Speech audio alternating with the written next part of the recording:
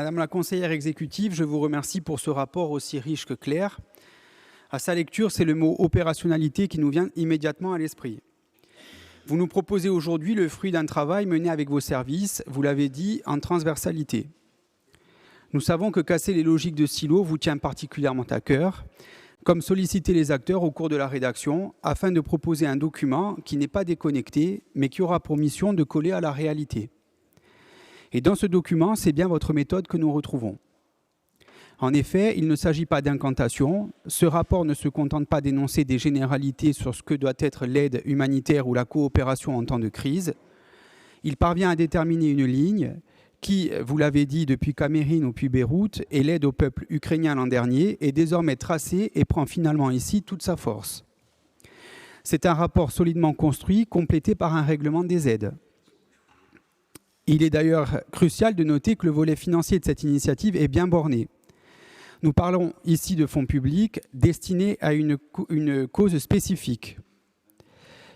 Il est donc impératif d'obtenir des garanties avant de nous engager. Et là, c'est là que justement intervient la problématique du FACECO.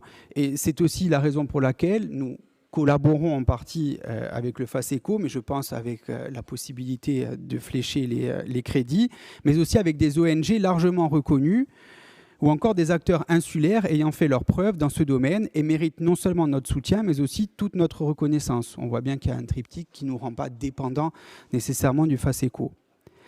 Ainsi, dès son adoption, que nous espérons unanime, il sera opérationnel et la collectivité de Corse pourra agir plus vite dans un cadre prévu et pensé, et c'est essentiel. De nombreux événements récents, en Grèce et au Canada par exemple, nous ont permis de comprendre l'importance d'être à même de réagir dans l'urgence, d'autant plus que nous le savons, le réchauffement climatique va entraîner une démultiplication des crises nécessitant de la coopération et de la solidarité entre les peuples. Lorsque le sort s'acharne sur un pays, les frontières, les couleurs de peau, les religions, la politique ou les distances n'existent plus. L'action commune pour sauver des vies, sauver des écosystèmes doit impérativement primer.